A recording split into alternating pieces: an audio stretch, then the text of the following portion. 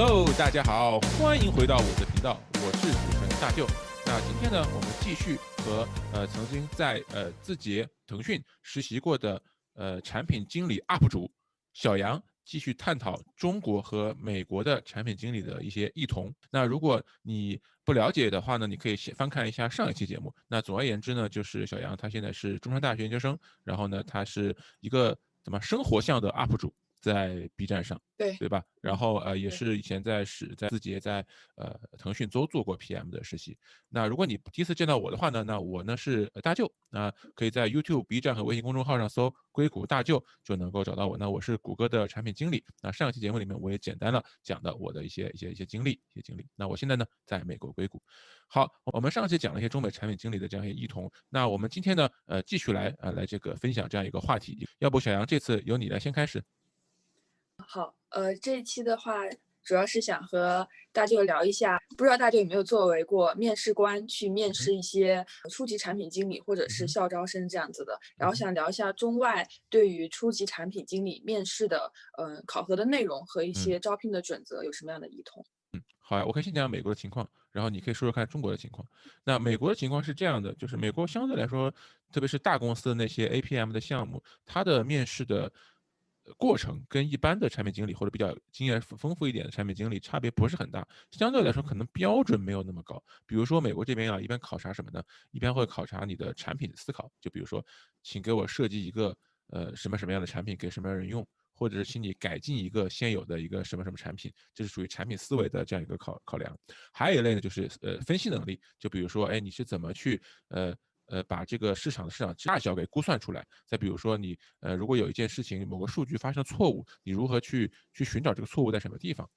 再比如说呢，战略方面的能力，就比如说，哎，如果你是苹果的总裁，你接下来下一步应该往哪个方向走？这属于战略类的一种题型等等之类的吧。那这些题型其实呢，跟就是已经有经验的人相比的话，其实差别不是非常大，只是相对来说呢，对于错误或对于不是特别完美的答案的这个容忍程度呢，会稍微高一点。还有一个呢，就是美国大厂招产品经理有一个特点，就特别是大厂这种标准化的这个面试哈，一般是不太看你这个人的背景的。就比如说你以前做过 A，你以前做过 B，都没做，他不是特别在意你以前实习做了什么，工作做什么，他就看你能不能够在面试中把这些题目给解出来，能够把这些 case 的答案体现出来，你是一个有产品能力、有思考能力、有这个战略能力的这样一个人。那你说说看中国的情况呢？我感觉还挺不一样的，就哦，是我可能最近也是在找工作，我是应届嗯毕业生嘛，然后也嗯面试了一些大厂，然后中小厂。基本上的话，产品的面试，不同公司的大概流程可能有的多，有的少。我面的比较少的，比如说美团，它是2轮业务面加1轮 HR 的面试，一共3轮就结束了。然这么快？后比较多的话，可能像快手的话，就是2轮业务面。1轮总监面，2轮面委面。微信有一个哦组织叫面委会，就是他哦，会有一些可能是比较厉害的人嘛，然后就再去加面了，然后是 HR 面，可能有6、7轮这样子。明白。然后像国内的产品面试，像秋招这个阶段的话，有一些是它会有群面的。哦，第一个环节可能是为了高效招聘吧，就是大概会有6到10个人左右，有一场群面，一般是无领导小组讨论，嗯然后群面过后，他会留下来那么几个人再进行之后的业务面试。有一部分是像你刚刚提到的，比如说考察产品思维，还有就是出一些题目啊，就开放性的。但嗯是像我经历过的较多的面试，可能它主要还真的是看你过往的实习经历，嗯，它是从去深挖你的经历来去考察产品思维。比如说，他会明白。先让你自我介绍，然后你会先主要介绍一个自己所做的项目，然后他就嗯会很详细的去问，在这个项目中你做了什么，然嗯后你的思考是什么，遇到的问题是什么，然后你为什嗯，么要这样做，以及在这个项目中你的角色是怎么样的，是作为一个执行层面的，还是一个 owner 的角色，明白。然后不断的在从实际的项目中去发散开，说有没有更多的思考，或者说嗯做一些假设性的问题，然后来考察，大概是这种。还有一些可能会有题库，就明白。是井盖为什么是圆的，就是这种嗯哼，问题会嗯哼。考察一下，大概是这样情况。嗯其实我觉得，如果是更多的考察你的背景的话，其实这还比较好准备，因为你多面几家，你这个答案就给背嗯，熟了都，就已经滚瓜烂熟，就是对反正是你自己的那套东西嘛。对美国这个面法难就难在你每次面试对，都是新的，他每次给你出不一样的题目，那真的是就是不太好准备的一种面嗯法。说到这个群面呢，这稍微扯远一点，我在美国这么多年只参加过一次群面。我在 MBA 的嗯时候曾经面试过几十家公司啊，就只有一次群面。然后因为美国好像不太流行群面，还是我没有遇到群面，反正就那一次。于是我就因为我在中国的时候经常被群面，特别是我研究生毕业找工作的时候，于是我用丰富的群面经验，轻松击败了各位美国选手，拿到了 offer。可能他们可能不太擅长这套。好。聊到这些找工作的感受，然后现在也会，我个人感觉我包括我的很多同学们会面临一些选择，就是作为应届毕业生的第一份工作，到底是去一个大厂，然后但是大厂的业务可能不是那么核心，然后是比较普通的，包括你可能在其中的角色会更偏向一颗螺丝钉，嗯还是说去一个小公司，但是你可能会接触到比较核心的业务，然嗯。后你的角色可能感觉上会更重要一些。大家就觉得说，对于我们的第一份工作是嗯。平台更重要，还是业务的赛道核心更重要？这个问题其实中国存在，美国一样存在哈。我就知道有人，嗯谷歌的，但我不认识这个人，听说的有谷歌的一个产品经理实习生，后来把谷歌的 offer 拒掉了。然后他就说，因为这么大公司只给我做这么小的事情，不开心。那谷歌的 offer 都有人用这种方式拒掉这个 offer，你想想看。所以说，确实每个人都有不同的一个想法。我总体而言，我觉得刚毕业的时候去大厂还是一个好事情的，先把自己的这个呃背景要刷一下，毕竟你受到大厂的认可，你以后的这个路就比较宽。嗯而且大厂里面其实换组也不是很难。这个要问一下你，反正我在美国的话，美国这边的大厂换组不是非常难，你可能一开始在不是特别核心的业务，你可以换到核心的业务去，然后再去换公司啊什么。你看我在公司里面也换了好几次了，也是逐步的从自己不是特别喜欢的方向，最终换到了喜欢的方向。如果让我再选一次，我还是会愿意选择先去大厂，把自己整个的这样的一个背景提升起来。而且确实大厂它能吸引到很多猎头的目光，这样的话你以后能够去的地方反而非常多。那你如果去小厂，可能一开始那你就只能够吸引到可能比较少的一些猎头的目光。你像我在谷歌这里，我收到的猎头啊，就是什么样的人都有，就是硅谷就不说了，对吧？纽约的、波士顿的、洛杉矶的，这就不说了，还有加拿大的，有日本的，有韩国的，国内就不说了，还有泰国的，还有阿联酋的，还有什么巴塞罗那、什么瑞典的，就是全世界的猎头都在挖我们 Google 的产品经理。所以说，你能够进到大厂我相信绝对是一个未来是能够拓宽比较多空间的一个地方。至于说小厂的话，你以后你要想去，我觉得总有这个机会可以去的。嗯，了解。所以说还是平台资源可能会初期更重要一些，刚开始是吧？的是，对，我觉得你可以稍微刷一嗯刷，然后你觉得大厂你乐意继续嗯做就可以，你不乐意做去小厂，我觉得嗯，不难的。好，嗯。对，是这个道理。好，我们刚才讲了一些面试方面的然后事情哈，下面那么我们最后再讲讲，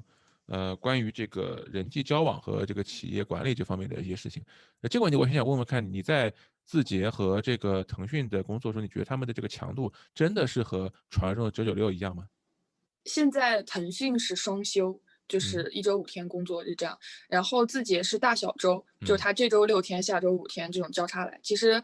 国内还有比如说快手，最近好像也是实行了大小周。然嗯后，呃，我个人感觉的话，我作为实习生的话，其实加班的频率不是很高，就是嗯可能偶尔会有出现晚上11、12点，就是嗯才从办公区出来这样。但是嗯。我看到的政治是挺辛苦的，就他们是一般是几点到几点？业务很多，然后可能早上的话，我们其实也不会规定说一定要几点到工位，你10点、10点半或者稍微迟一点来都 OK 的，只要没有嗯会议。然后晚上的话，也会有11、12点，嗯才或者说凌晨，我也会看到有人企业微信还是亮着的，对，嗯是有这样的情况。然后，可能比如说项目它在比较紧张的阶段，也会有加班的情况出现。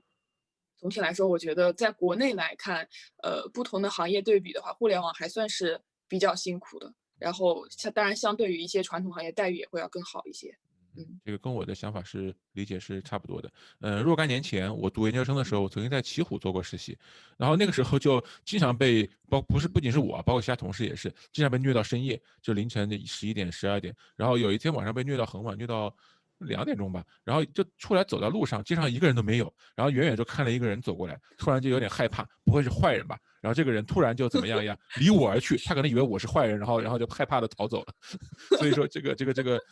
互联网行业这个加班确实是，你看从当年到现在还是这个样子，还是这个样子。嗯有没有什么嗯，通宵的案例？应该没有吧？我觉得是有的。啊，真的吗？这睡袋公司吗？哦，真有这样的情况。哦，不过确实也是可以，不一定会睡在公司，可以把电脑带回家加班。啊。我对，倒是有听说，比如说什么双十一这种，那淘宝那边肯定是通宵要工嗯作的，保护这个服务器啊，什么什么的，嗯对吧？那你们和这嗯。个程序员之间的这个合作关系是怎么样的一种感受啊？就是国内的产品和开发之间。国内的一些，比如说有搞笑的段子，可能会说，开发最恨的人就是产品啊之类的。但是我我过往的实习，我觉得说我还没有出现和开发就是有争执或者是不嗯太愉快的场面，嗯但我基本上都觉得开发小哥都特别好说话，而且大嗯家就是在工作嘛，然后我们的嗯目标都是为了让这个产品或者这次功能迭代项目做得更好。然后我会给出我的想法之后，开发也会去帮我，嗯去捋清这个逻辑，然后去补漏洞或者这样，就是大家都是在不断的交流嗯中达成一致的。我的个人感觉说，我周围接触到的开发小哥哥们都还蛮温柔的，对，都嗯。还都还挺和善的，挺好的。我觉得这点倒是不错。美国的话也有很多和善的开发，但是也有很多就是挺强硬的程序员，所以，嗯对产品经理的这种说服能力要求还是挺高的。哦，对了，这个也要看这个公司的文化，就比如说谷歌是以工程嗯为导向的一个文化，腾讯更多可能产品的导向性稍微高一点，所以它可对，能相对来说，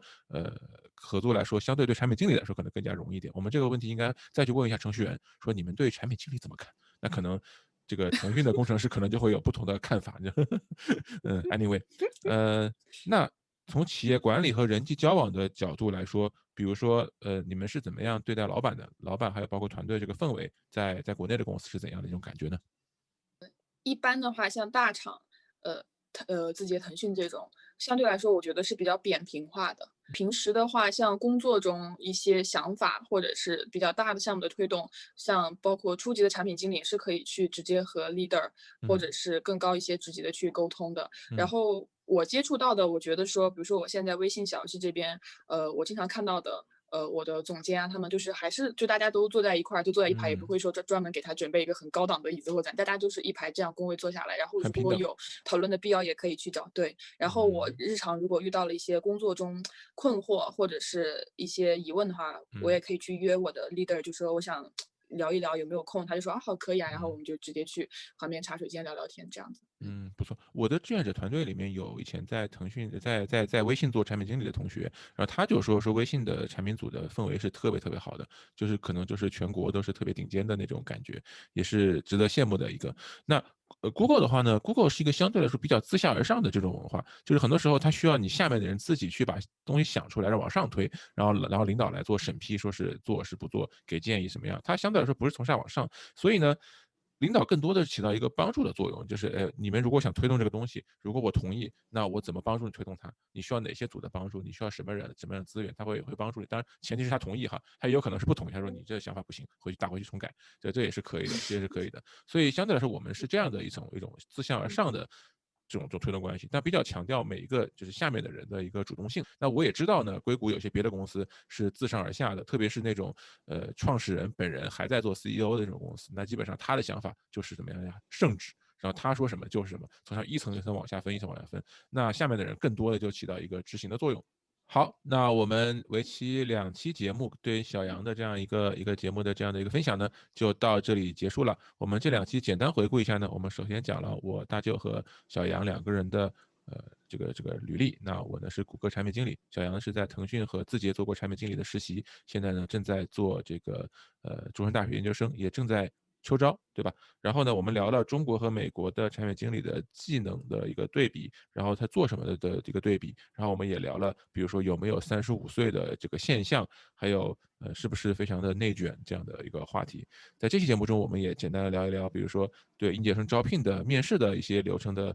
一些不同，以及我们是不是应该选择大厂的普通职位，还是选择小厂的核心职位。最后呢，我们聊了聊，比如说996是什么样的一个情况，以及跟程序员以及跟老板的合作之间的事情。希望呢这2期节目能够对大家，想在国内做产品经理，想在美国做产品经理的这样的一个事情呢，有这么一个帮助吧，这样一个帮助。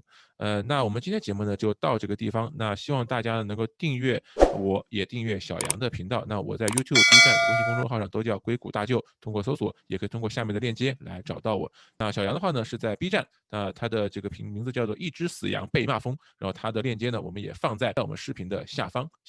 然后呢，我呢有一个微信群，请扫码。那么这个扫码，这个小同学贤二呢就会拉你进我的读者群。读者群我们有各种各样的分享，还有各种各样的读者活动。那小杨你也有一个自己的群，那怎么才能加入呢？扫码加我的微信可以拉。好，现在大家屏幕上看到就是他的微信，扫他的微信他就能拉你进他的读者群。那小杨呢，虽然是在产品经理的路上刚刚起步，但是在做 UP 主上面是比我更加资深，所以大家一定要去多多关注他和支持他的这个 B 站的内容。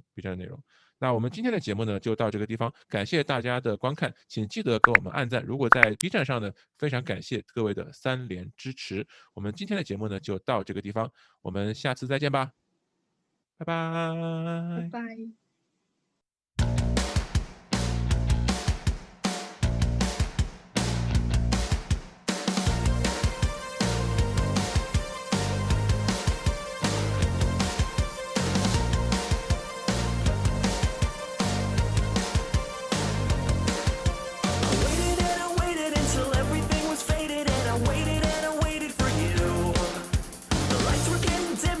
Chances getting slimmer